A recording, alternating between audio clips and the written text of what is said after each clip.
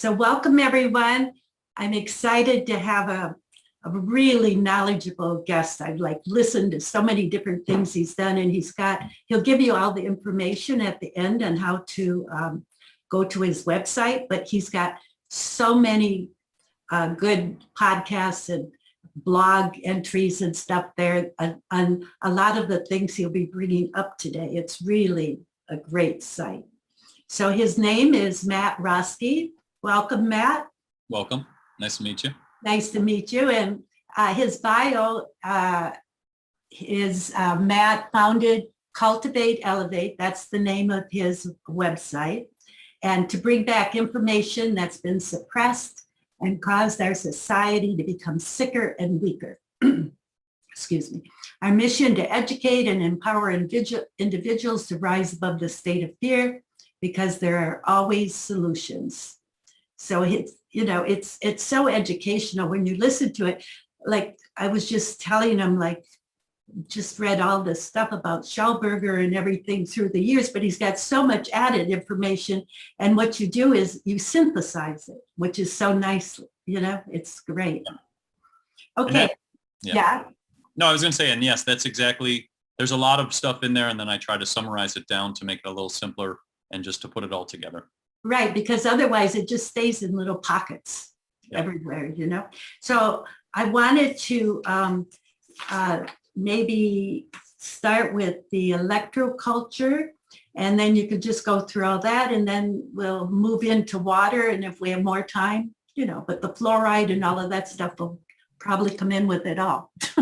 Yes, it all adds up. And that it is a constant battle of all of that too as well. So with electroculture, what electroculture is basically what you're doing is you're creating or harnessing the energy that's all around us. So we have ether, orgone, chi, life force, prana, any word you would like to call it. But there's basically all these little this floating energy that's all around us, and you're harnessing that energy so that you can grow larger plants, you can yield more food. And this was found out by Justin Christofleau and Viktor Schauberger. So those were two big people in this category. And what they noticed was when, for example, if we go into Viktor Schauberger first, Viktor Schauberger noticed when he created copper tools that he yielded more food.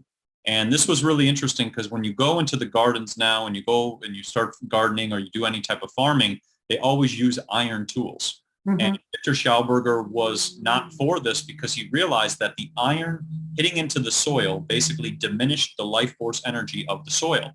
And that's the stuff that's all around us all the time. So when the iron would go into the soil, people would have to work harder. They'd have to, they would basically have drier land. The land would become drier, it become more drought-like. He contributed a lot of this to the Dust Bowl because the iron tools were just decimating the land and just ripping it apart, and they were over-farming and not taking care of Mother Nature. So Viktor Schauberger started to create these copper tools, and he learned that when you use copper tools into the soil, that what happens is it doesn't alter the magnetism of the earth. Because what's happening now is our earth, our beautiful Mother Earth, the frequencies, the energies are all getting manipulated. The human resonance and everything that's around us is getting manipulated by the radiation and all of the other things, cell phone towers and all the other stuff that they're putting out there. So it's starting to alter the frequency. So what Viktor Schauberger learned was when you use copper in the soil, you do not alter the frequency, and it's actually a lot easier to dig.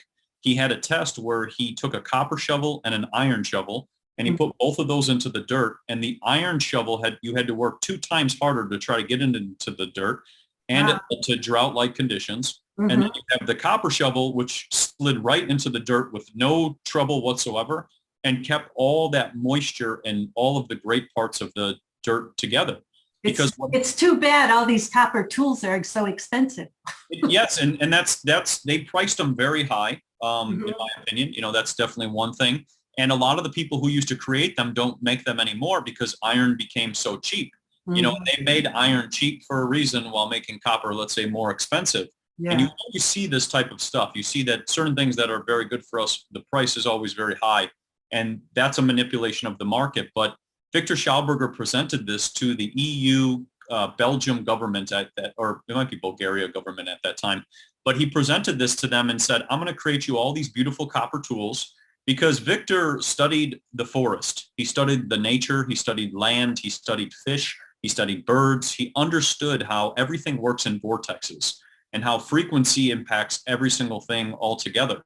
And he was the first one to create, if you want to go into the flying saucer, he understood how to create the flying saucer with copper. He understood how copper spirals and all free energy. And he was a big one for free energy. He was a big one for cleaning like the land up, cleaning up the water, using vortexes to clean things, because he noticed when something would go through a vortex, it would naturally clean itself.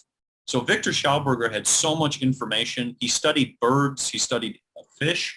He understood how fish levitate, because when fish are basically sitting in water and there's hot and cold water of different jet streams going through the river, they basically wiggle their tail and then breathe through their gills real fast to create vortexes so that they can get out of the water and levitate or jump out of the water. So a lot of times when you see like those salmon jumping upstream, they're actually levitating because they understand the ability to harness levitation like a bumblebee and can actually just go right up the water. So he studied all this because of the vortexes. And then he also studied that if you put an egg in water, which is really interesting, it will start to create a vortex when the water is poured over it, and it'll start to structure itself and bring back living water again. So, you know, he was big into the forest, the nature, and all of these things because he understood we need to work with beautiful nature and not work against it. So he created... Just one, so if you put an egg in a glass of water, does it make structured water? It will. So if the water is pouring over it, so he created a thing, it was where the water would pour over it and it would through, then it would start to structure the water. So that was one way. He also created a copper funnel that worked like a vortex and then spiraled down, and that would also make structured water. And another one with that, not related to him, is cobalt. If you have cobalt and you put water in that too as well, it will structure the water as well too, because of the natural frequency of that. So he was, in my opinion, one of the smartest people probably on the planet at the time in the 1930s, 40s, and 50s. And he basically told the government at that time, I want to create you these copper tools because you guys can yield so much. We can solve these food shortages, which is the same repeat of what we're facing, say, today. But 1940s, 1950s, a lot of food shortages. He said we can solve that if we use copper tools. He proposed that to this government, and the government said, we don't want to do that because we have a deal with the fertilizer company, and I don't get my kickback of my fertilizer company if they're growing too much food, because then they don't need this. And that's the magic of this whole electroculture movement that a lot of, we put out a lot of videos and trying to bring a lot of awareness to. But the fact is you don't need pesticides, you don't need fertilizers, and you don't need manure. And those are the three that we're usually dependent on for growing. So he proposed this. They said, we don't want to do this.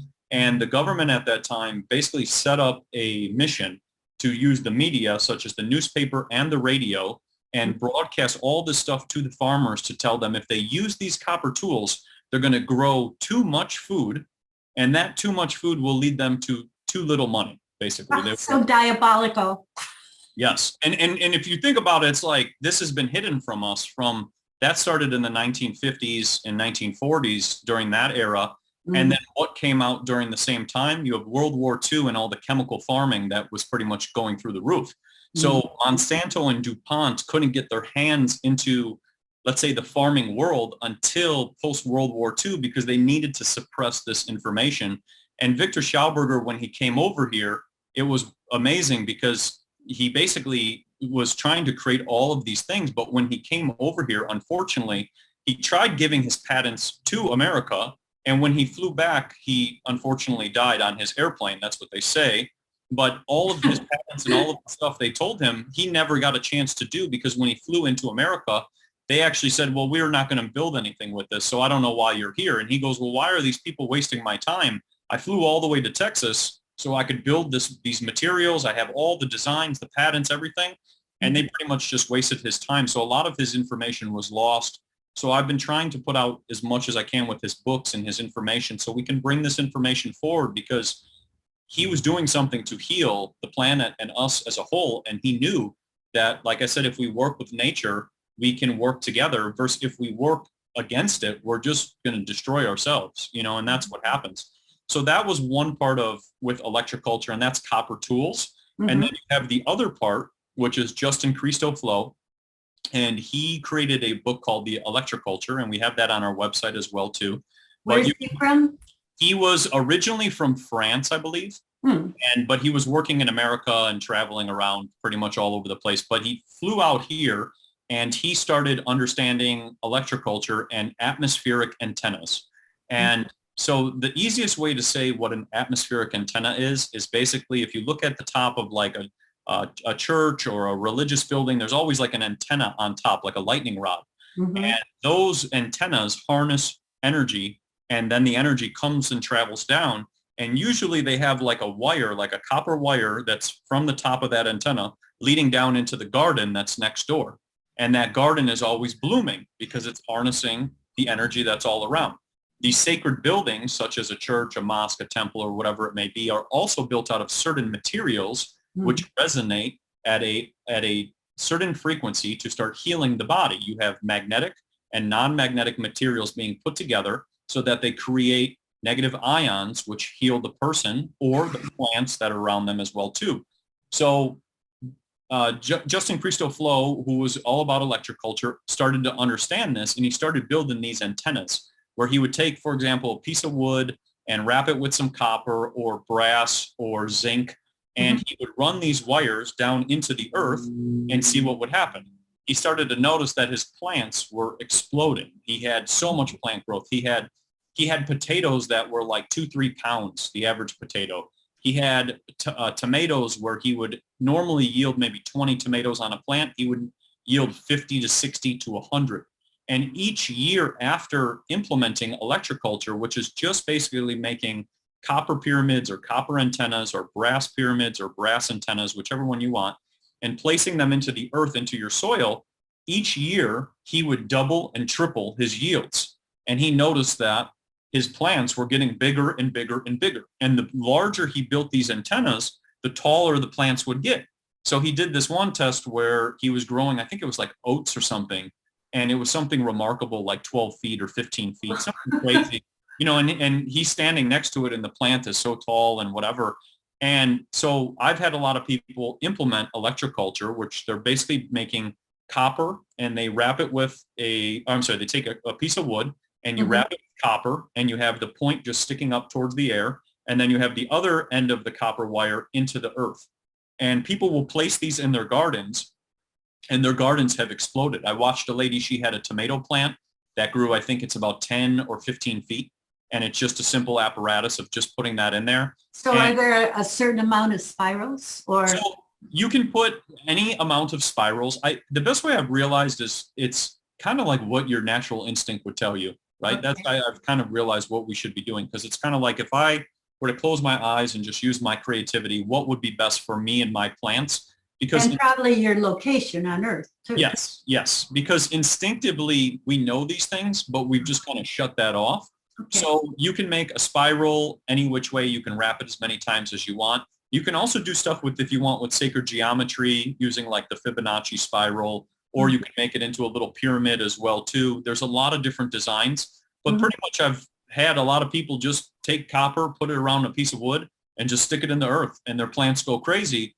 And so Justin Christofleau, when he was all about this, all of this stuff was suppressed because Monsanto, DuPont, and all of these chemical companies didn't like the fact that he wasn't using pesticides, he wasn't using fertilizers, and he wasn't using any manure. He was saying about how, they used to harness this energy, it's atmospheric energy that's all around us all the time, and why are we not harnessing it? And it was interesting because Nikola Tesla also one time said, there's energy all around us, so why are we eating food? And it's true. When you really think about it, it's like, with breathing and doing breath work and understanding frequency, there is energy all around us. So why are we specifically doing one thing to get that energy? And it's you're back to the breatharians. Yes.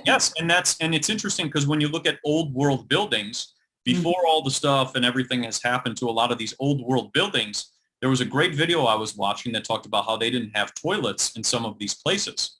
And it's interesting because if you look at like Chicago and the World Fair, they didn't have any toilets in the buildings that they had built. And why would they not have toilets unless they were not using it or it was being turned somehow into energy or waste or whatever else?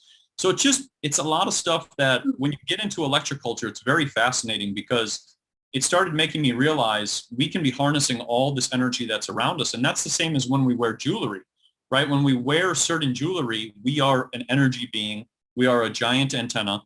And when we wear certain jewelry or crystals or gold or silver or brass or, tourmaline or quartz, whatever, opal, all of these things resonate at frequencies which allow us to also then pick up the frequencies. Mm-hmm. And it was interesting because when I started doing all the experiments with electroculture, I started noticing that more birds came around. I started to notice more bees came around. I started to notice that certain plants that I did all of my different little vortex designs and drawings and copper in the soil, all of a sudden those would all sprout fruit like no other. And I started to notice all these insects and all of these things that came around that I'm like, okay, it can't be coincidence that all of a sudden I got hawks, I have every hummingbird, I have every sparrow, I have praying mantis, I have grasshoppers, I have, little beetles, I had these like super rare beetles, just a lot of stuff that I go, it's interesting because they can pick up on that frequency.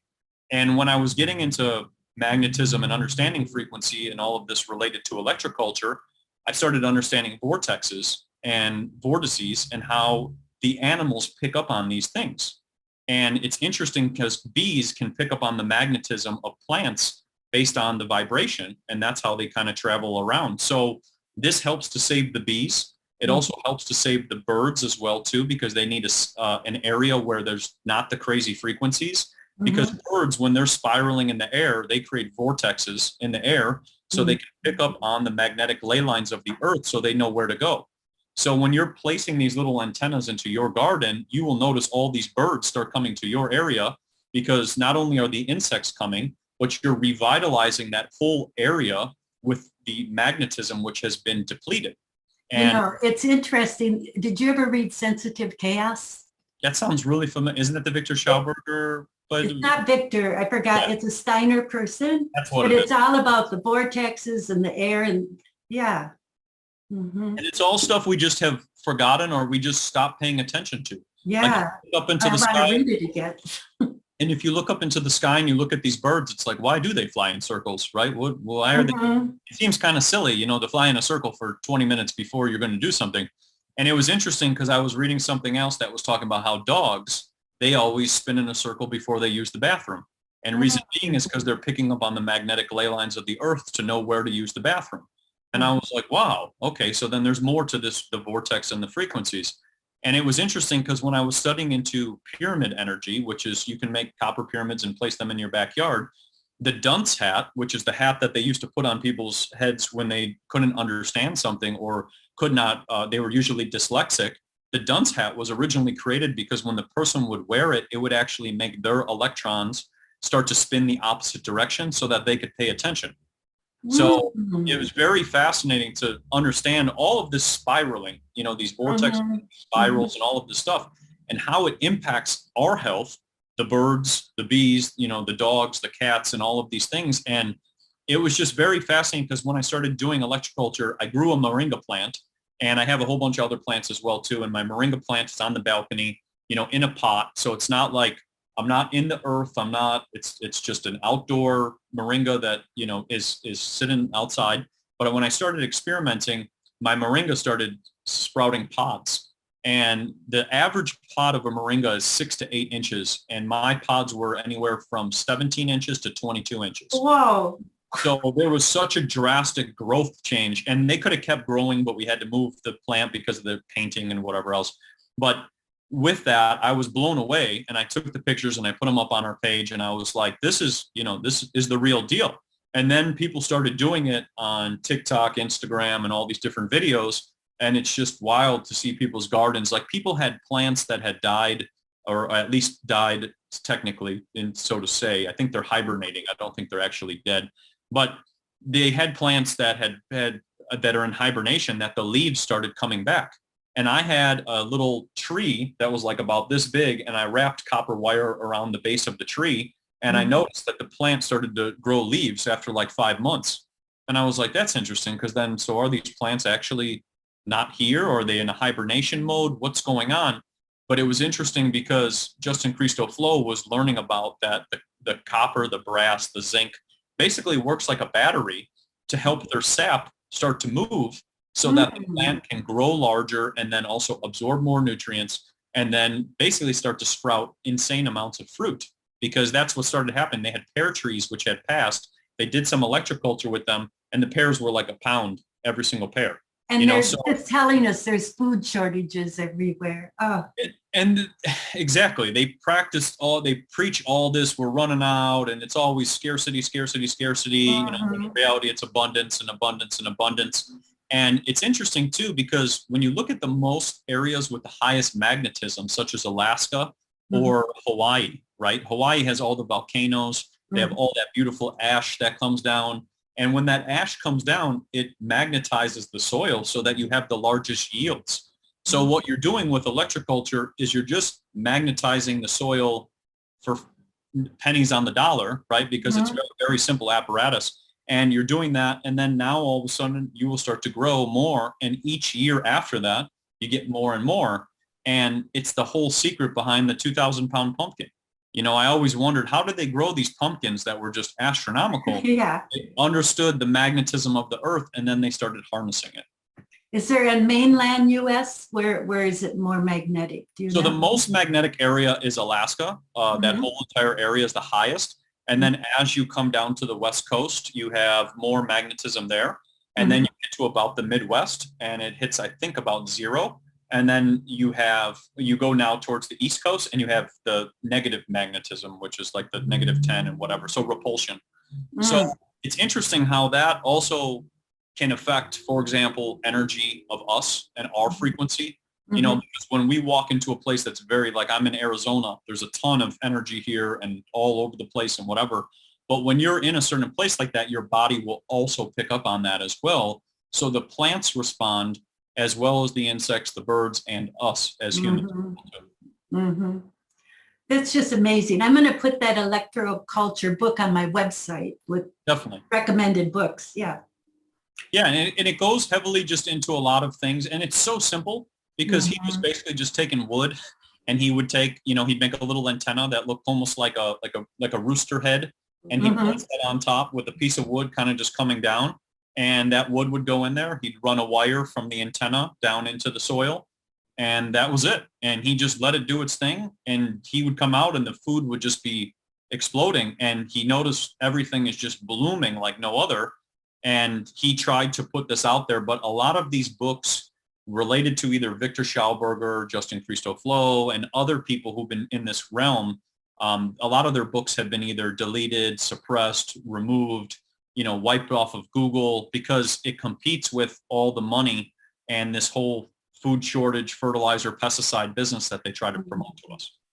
Yeah, we were talking about Dan Carlson, because he had come from Wisconsin, northern Wisconsin, where I was. So you were talking, when you were talking about the birds and that, he did sonic bloom, right? Yep. And sonic bloom was this device basically, which was like a speaker box that played bird chirping sounds to enhance yields. He noticed that when the bird chirping sounds were played, and he would spray the plants with a fermented, I think it was like a fermented wine. He would spray the plants with the fermented wine, and he'd play these bird sounds. He noticed that his plants would increase yields from anywhere from 30 to 60%. And he was blown away.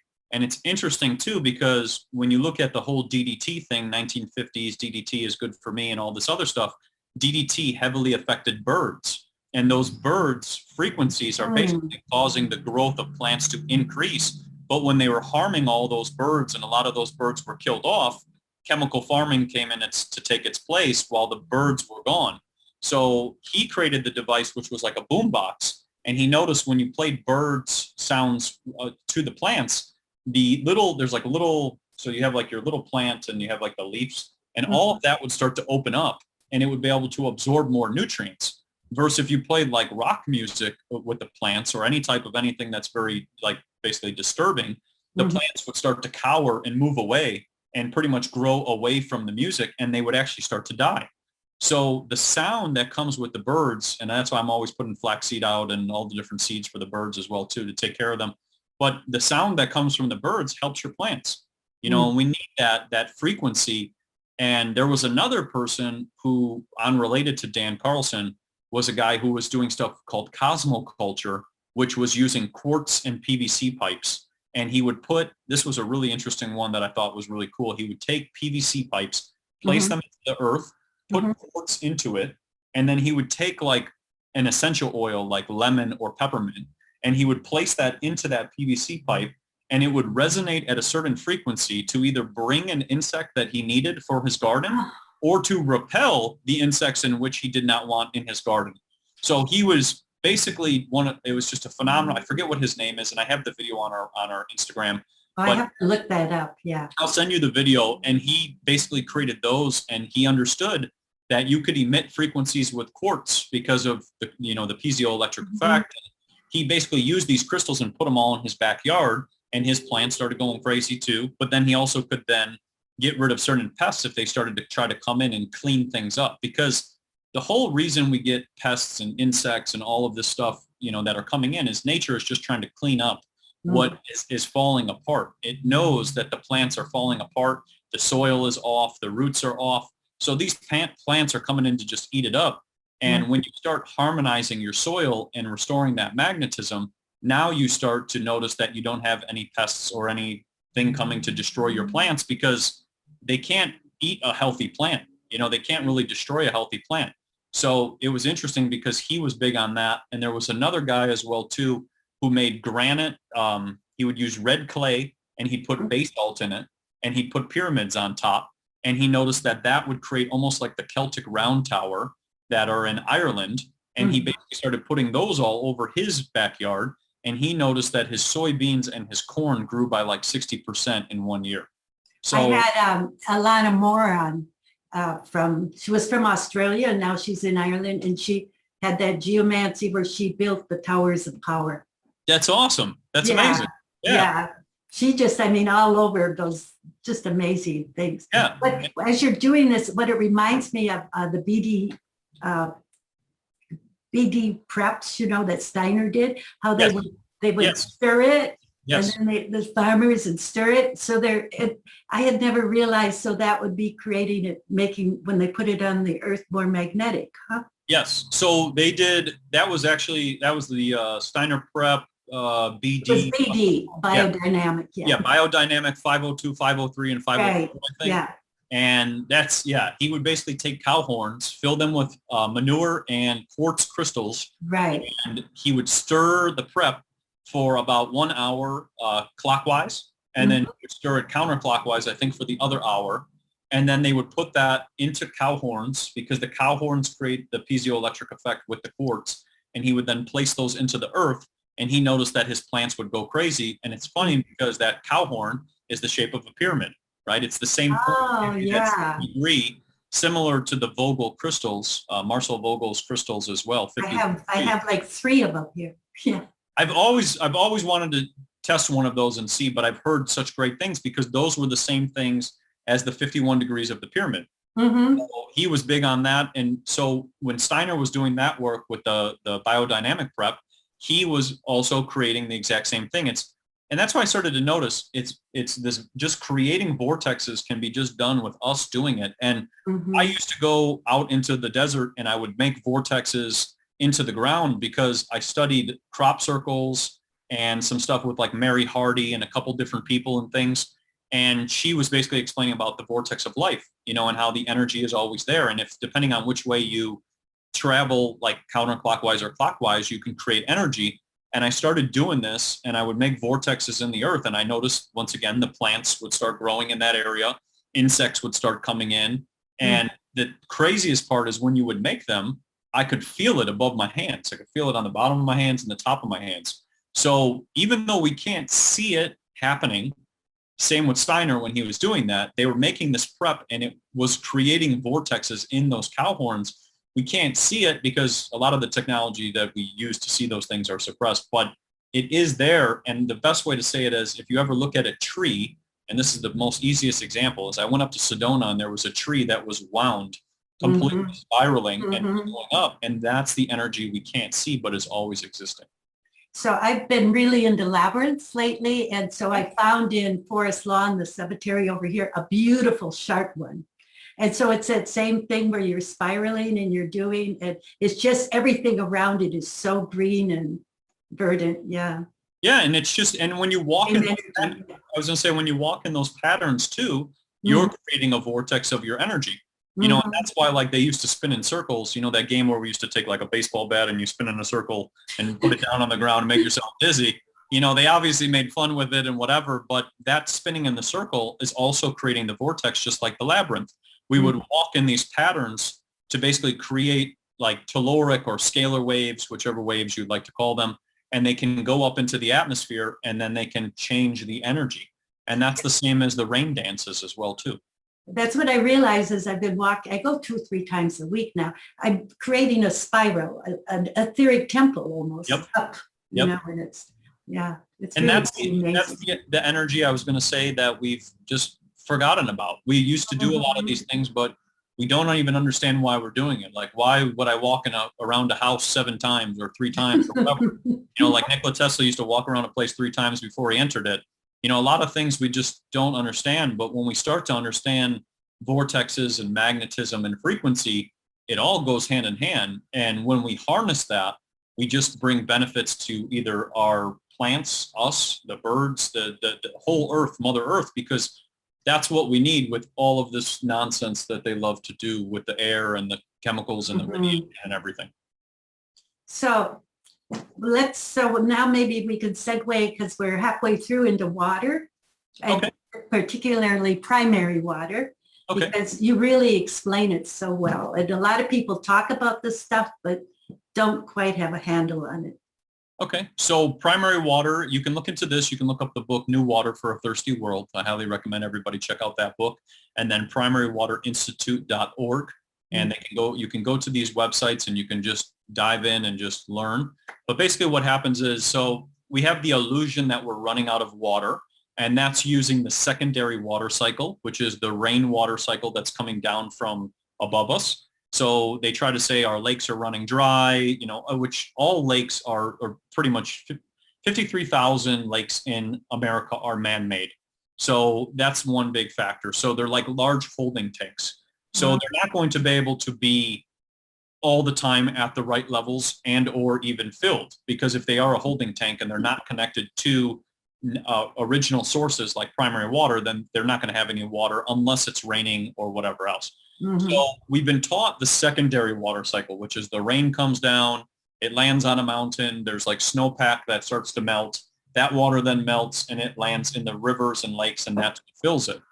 But we haven't been taught about the primary water cycle, which is pretty much what gives us all of our water on our planet, which is basically the combination of hydrogen and oxygen being pressurized underneath the earth and coming up to the surface. So if you ever walk over to like a spring or somewhere like around a volcano or anything like that, you'll notice water is always pouring out. Anytime you go hiking, you'll see these creeks and these waterfalls and these things where water is just pouring out and it never stops. That's primary water. It's the water we've never been talked about because of the fact that we have an abundance of it. And Stephen Reese was the man who was involved with the New Water for a Thirsty World book. And basically he proposed to the state of California in the 1960s, if you're ever worried about droughts in the future, let's use primary water, because then you don't have to be reliant on these holding tanks that you're building that are connected to dams. And dams are used to block up the free energy that is all around us. So basically he proposed, let's drill some primary water wells and you guys will be set. So he proposed this to the state of California. They drilled 3 of them. Each of those wells were yielding, I think, like anywhere from 1,000 to 2,000 to 5,000 gallons per minute. Water was just pouring out like no other. And he actually used dowsing rods to find those. But and we can go into that topic as well too. But so he found this primary water and he goes, here you go. You guys are set. You guys have all the water. You just drill a couple more of these and you guys will be good. They pretty much diminished all of his work. They burned that book, The New Water for a Thirsty World. I don't know if they kicked him out of California, but they pretty much said, we don't want to have anything to do with you and we don't want any of this. And then now we fast forward to 2022 and they're putting about all these water shortages and we're all running out of water. So you guys got to stop farming or we're going to give you tickets and blah, blah, blah. When in reality, there's an abundance of water. And if we take it a step further, we could look at Libya. Libya with Gaddafi, he was creating the eighth wonder of the world, which was a giant water pipe to provide water to all of Africa and the Middle East. When Libya was invaded, the first thing that went out was that water pipe, because that water pipe was connected to primary water in which he was using to give all of his people organic, non-GMO, no pesticides foods. And he was actually learning how to make the desert area that he was living in into an organic, beautiful oasis. So he figured out primary water, and it took him a long time to build that pipe. But that was one of the main reasons that they went in there, and he was against the currency and a lot of other things. But it was interesting because he was going to provide all of Africa primary water and all of the Middle East. And Stephen Reese and Paul Power, the people who are on the Primary Water Institute, when you look into that, those same people were the ones who have also drilled water wells in Africa, in America, in South America, in Australia, in New Zealand, in Asia, all of these different places. So when they say, or if someone says, well, you know, this can't be it, but it's like they've already done this so many times. We've just been lied to or manipulated to put us into fear. And that was what was happening with Lake Mead. You know, Lake Mead is getting low, and then all these videos of they're running out of water. Well, it's interesting because in the 1950s, Lake Elsinore was also running out of water, and that was a lake in California. And they refilled that lake with primary water. And it was interesting because I just met a buddy who lived in Lake Elsinore or near Lake Elsinore, California. And he said one day water just appeared in the lake and everybody was so confused. So they drilled for it and just... Yes, they just drilled right for the water vein. Not telling anyone. Yep, and they just refilled it, and people were like, what's going on? Because there was no water here, and I'm really confused why there's water here now, especially when it ran out. And we're seeing that a lot, like up in Lake Powell, Lake Mead, and now they're taking a whole another step further. They're saying the Mississippi is running low, which is just mind-boggling. But it's just, there's so much water and so much abundance, but it's just this information has been hidden from us to put us in a fear state. And the magic of primary water is it's clean. It has no fluoride. It has no chemicals. It has no toxins. It's living, right? The earth is creating it and pushing it up into, you know, at a pressure. So it's going through a vortex as it's coming up and being pushed up into the earth. So it's a living, breathing substance. And that's what water is. It holds a memory. It's healing. And when it goes into the body, it's very powerful. It brings memory into the body. But primary water is what we want because then we have the purest form. And when we have this secondary water cycle that they're trying to feed us with the public water supply, they're basically trying to feed us the sewage to tap, which is recycled tap water that goes through who knows what, and then try to sell it to us and say that that will help us save the planet. But in reality, it's like we can be using primary water this entire time. And it was also interesting because a lot of the dams that are in California at the time, when they were saying that those were low, they were actually releasing the water they were holding in these tanks into the ocean so that they could save salmon. That's what they were telling us, which it's like, I think the salmon have plenty of water. Well, I mean, you know, when you really look at it, they're in the ocean, and it just doesn't make a lot of sense. But those dams and a lot of those people who built those dams built those places because on these man-made lakes, what I was doing research on, I noticed in some of these man-made lakes, there used to be cities inside those lakes. So there's buildings and all these things underneath it. So it's like they don't want it to get really low because a lot of that can come out. But it's interesting too because those dams that were put there are blocking up all the free energy, because when you have living structured water, you have free energy. The simple example is if you ever have an electric toothbrush and the battery is dead or whatever it may be, and you place it underneath running water, it will turn on. And that's a simple example of free energy, because if the battery is dead, it shouldn't be able to create anything. But the charge of the water rotating down on top of the toothbrush then creates that free energy that's all around us all the time.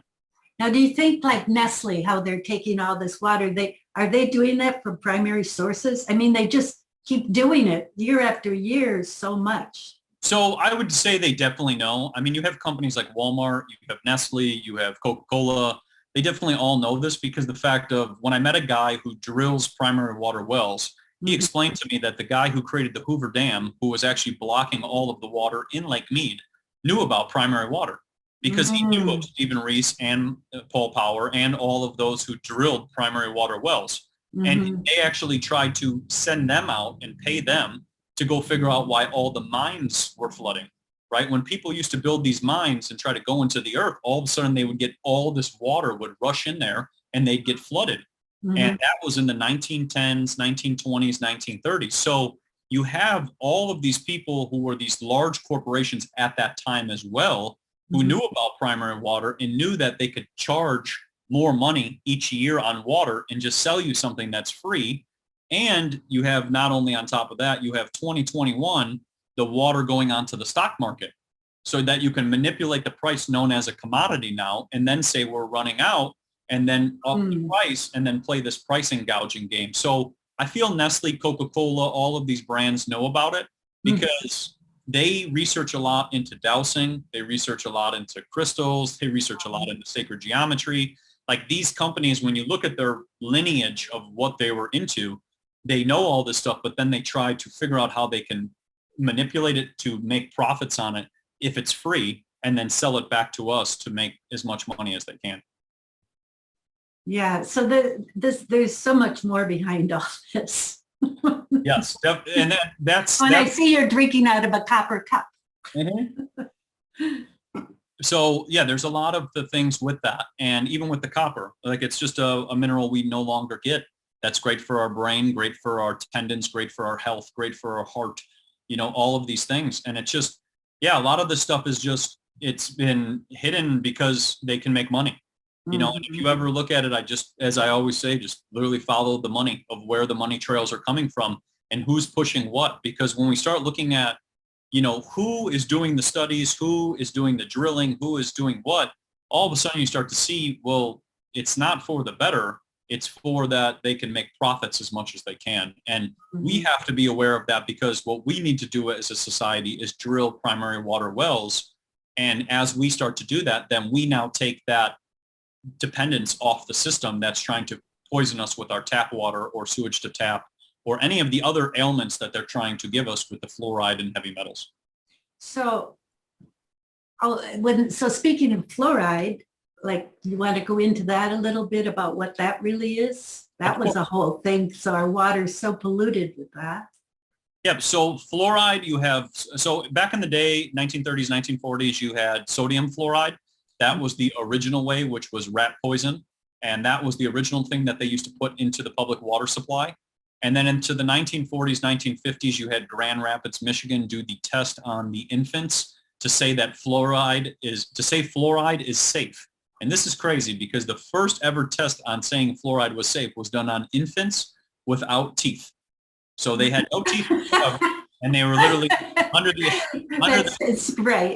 the age of 2 years old, and they had no teeth, you know. And so that was the first study ever, and they said it was a success because they didn't get cavities, but they didn't even have teeth, so they couldn't even get cavities. So they tried to fund another study, which was supposed to be another 10 or 15-year study, but it ended up leading to such bad results they had to cancel the study because the kids started getting dental fluorosis and they started losing all their teeth, while the children who didn't have the fluoride didn't have any problems and had healthy teeth. And it's interesting because when the implementation of pasteurization, so the pasteurization process came in 1920s and 30s, pasteurization led to cavities and all types of bad things with our teeth. But so they used these kids with healthy teeth and said it was fluoride that was saving them, but it was really they were drinking raw milk and unpasteurized things at that time, which gave them those beautiful, healthy white teeth. Right. And they implemented the fluoride thing in the 1940s and 50s with the kids and saying, you guys got to have, you know, fluoride. It's good for you. And so what they did was they paid off the AMA and all the other people who were involved. And there's a great book called Toxic Torts by Gary Pittman.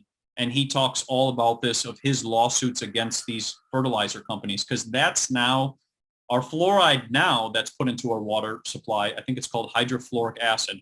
It is derived from from a phosphate fertilizer plant in Florida. And so when the people who worked at these plants would go to work, like ladies, for example, in pantyhose, their pantyhose would completely burn off. So this is where that chemical is coming from. And during the 1960s, 1970s, and 80s, they basically paid off all these different agencies to say that fluoride was safe and it's good for us, when in reality, it's banned in 35 different countries. It's considered an antibiotic in certain countries. And they've done thousands, I'm talking thousands of studies showing that sodium fluoride decreases your IQ. It leads to osteoporosis, which is one of the leading causes in when you're hitting over 60s to 70s, you have osteoporosis or potentially broken bones. Reason being is the body builds up so much fluoride inside of it so that the bones become brittle, and that leads to osteoporosis and broken bones. So there was a man who learned that the solution at the time was borax, which is sodium tetraborate, which is a salt that's very great at detoxing the body. And he actually came out with a pill of sodium tetraborate, which is borax, and started selling it as a solution to arthritis and to pain and inflammation. And he went to jail, and his company was shut down, and they banned borax in almost, I think, 40 countries after that, because they found out that it was going to compete against the osteoporosis and arthritis division that they were creating while poisoning the people. So he has a great document you can look up. It's called The Borax Conspiracy, and it talks all about his information. But borax also counters fluoride. So does iodine as well too. So does Shilajit as well too. So there's all these different things that you can use to counter this fluoride that we're bombarded with. But basically, it's a neurotoxin that eats away at the body and causes aluminum to go up into the brain. We're seeing a lot of people with memory loss. We're seeing a lot of people with, Alzheimer's, dementia, and all of this as well too. Because what's happening is the fluoride is pushing those chemicals up into the brain to lead to that memory loss and or harming the bones at the same time, and then making the bones brittle. And then over time, the body starts to break down. So they've used this type of, in my opinion, it's warfare. And it's just, you can't see it happening, but it's impacting you on the cellular level.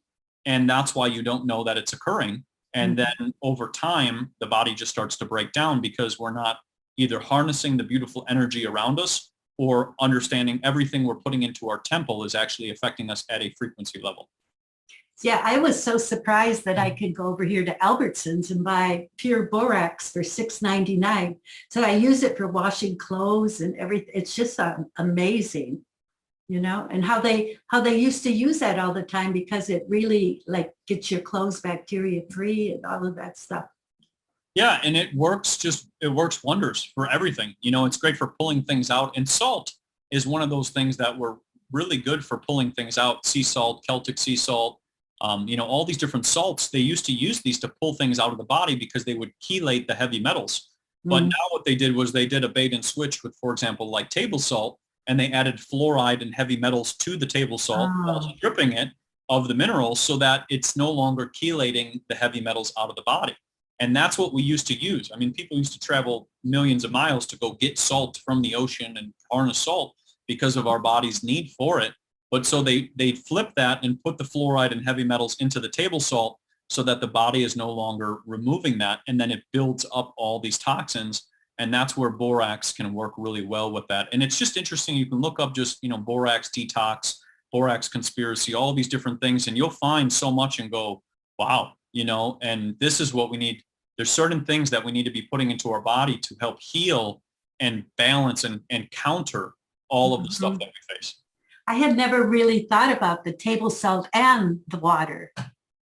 They're hitting it from all levels. That's exactly. And that's what I realized. They go from different spots, and they're it's kind of like, you have this perfect specimen and you're like, okay, now how can we take it apart in every single which way? And what can we do from, early on as a child to older here? And then maybe as they get to here, and they plan these things out meticulously, and they understand all of this. And that's why even relating it back to like the Coca-Cola, Nestle, and all those companies, they know all of this. If you go into somebody's house who owns Coca-Cola, they have primary water, they have organic food, they have gardens, they have, my one buddy was a chef for somebody up in Northern California. These people he was a chef for had 16 houses on their estate. They had 4 chefs. Everything was all organic. There was no pesticides. Everything was grown from in their backyard. They had primary water. They had like not EMF paint, but they had like stuff to block radiation. They had everything you can think of all the stuff in which we're facing. and they also never left their house. So it was interesting because when my buddy told me that, I was like, wow, it all kind of makes sense. So they do know these things. And then my other buddy who was drilling primary water wells was saying how he was going over to a celebrity's house in Los Angeles and going to go drill them a well because their wells were running low. So it's just like they definitely, in my opinion, are aware of these things, but they'll play very aloof so that it seems like, oh, they wouldn't do such a thing. And it's like they're definitely up to no good. That's for sure. And then the chatter is that drilling for primary water is so expensive. Yes. No, to kind of keep it. Yes. So they keep a lot of that, and they try to say, oh, it's going to be too much to do that. If you drill your own well, but there's websites like findaspring.com that you can go to and find a spring by you and find natural primary water that's all around as well too. So it's unfortunately they do a lot with the scarcity, fear, and these bombarding of these tactics, when in reality we have abundance and everything can cost next to nothing. And we could use free energy. We could have primary water. We could have an abundance of food. But if they keep us in that mindset, they can make us stop going to explore or like looking at these topics and going, that kind of makes sense. Like, why wasn't I taught any of this as a kid, right? I went through, let's say, 18 years of school or 20 years of school, whatever it is. Why weren't any of these topics brought up? Well, the only reason being is because if I learned these things, I would realize I was being lied to early on. And then I would understand that, going forward. So a lot of this stuff, they try to do all of this either, like it costs too much, or they try to play the game of we just don't know. That's the most common one. You'll see it, we don't know. They always play, we don't know what you're talking about. But it's like you blatantly obviously do, because you guys are doing the same thing and you have the same thing. Right. So we have a little bit of time. What is Shilajit? So Shilajit is, so it's basically, so you have mountains that are up in Siberia, and what happens is when they collect together and they push together like pressure, similar to primary water, they create a tar-like substance called Shilajit, and that substance provides the body with 84 of 102 minerals. And we have that on our website, and it will help pull everything out of the body because there's fulvic acids and humic acid in there. And those two work as a great chelator and detoxer to pull things out of the body. And then you also have a lot of iron, you have a lot of calcium, you have a lot of magnesium, a lot of silica, you even have a little bit of silver and gold, which is really beneficial for the body as well too. But all of these trace minerals that we're no longer getting in our foods because our foods have been stripped because of the pesticide usage and the over farming, right? Monoculture farming. So we need different superfoods to bring in minerals that we're missing. And basically, so these mountains basically press together to create this tar. And then back in the day, the monks and the Tibetan monks, they used to climb up to the top of the mountain and they would eat this so that they would be able to be strong. They would be vibrant. They would, be powerful. And then they would also be able to breathe better, because one of the biggest things in relation to the fluoride factor is the fluoride. And if we go with the radiation as well, both of those lower your red blood cell count. And Shilajit can help increase your red blood cell count, which is important because when our red blood cells are being impacted, our health is also being impacted as well. And then the oxygen cannot move freely in the body because the red blood cells are under attack. So Shilajit is a magical substance for healing the body and bringing those minerals back in. Do you take it in capsule form, or how do you do it? So we have it in a liquid form, and in about a week from now, we also will have it in a tablet form, which I'm really excited about. You just take a tablet and you can just pop it. But it's just very simple. And in the liquid form, what you do is you just take a couple drops and you can add it to your coffee. You can add it to a smoothie as well too. But it's just a very powerful, earthy superfood that we just kind of have lost track of because it was something that was used a long time ago and used by a lot of different cultures, but we just haven't ever been taught about it because in the 1913s, when the Rockefeller took over the medical system with the Flexner Report with the Carnegies, they eliminated all natural medicine. Anybody who practiced natural medicine or natural healing was pretty much outcast and removed. And those people who were practicing didn't get any funding and their schools started to close. So a lot of our natural healing techniques were pretty much all kiboshed in the 1913s. And then going forward, because the only schools that could practice medicine were ones who practiced with surgery, radiation, or chemicals. If you did any of those, you got paid big money and you got funded. Versus if you were over here trying to heal and talk about, oh, just use some Shilajit or use these herbs that are sitting outside like chamomile and all these flowers and whatever, then they didn't get any money or funding. So a lot of that information of natural holistic healing was pretty much removed. And then over time, we've lost track of the ancient ways in which these different cultures and different people all healed themselves naturally. You know, if you go out into, for example, if you go down into South America, they use, for example, dragon's blood, which is another product that we carry, that they would basically make with a like a tincture, and they would place it on their skin when they needed to heal, when they had a wound, because it basically starts to regenerate the cells which have been damaged and works just like a Band-Aid, but starts to cause regeneration instead of covering it up like with the sticker. So it's interesting because if you were out in the middle of, like I said, like the jungle or like in the rainforest, you didn't have any of this other stuff. You had to use nature to heal. And that's what we have to connect back with. And that's what we are big on, is bringing back these ancient ways of healing with all of this information as well, so that we can heal as a whole, and then understand that we've also been manipulated a lot with a lot of the stuff in which we've learned, because it's a sick care system that is keeping us sick and not helping us have solutions. And that's where, you know, I wanted to put forth all this information so that we can bring that information to give people different options. And whether it's just barefoot grounding, whether it's just, you know, some different superfoods, whether it's electroculture, whether it's all these different things, living water, you know, there's so many different things that we can be doing to heal our body. Well, that's just the right time, and you gave so much information. This is great. So you want to give your website, and then I'll put it under the video and all. But of course, so it's cultivateelevate.com, and you can find us on there. And we have all of our studies. We put all the things on all of our page, and then we also have a blog on there. And you can go through our blog, and it has a lot of our different videos and podcasts and all the different articles in there as well. And then we are also on YouTube and Rumble. And then we also have a Telegram channel as well. So I use a lot of different platforms because back in 2020, a lot of things were just being deleted no matter what you said. If you talked about organic food, if you talked about just about anything, your stuff was getting deleted. So I try to put our stuff everywhere so that you have an option and an ability to find us, because a lot of the stuff we're seeing right now reminds me of like the book burnings of 1900s, but now you're just seeing it on the digital side. You know, they're removing certain things from us, like being able to find it. So I try to put out as crazy. Yeah, it's sad because it's like, this is great. Like even Viktor Schauberger's work and all of this is great information that people should be aware of, because if I was a kid and I was, you know, I guess reborn and 3 years old, I mean, that's what I would want to learn.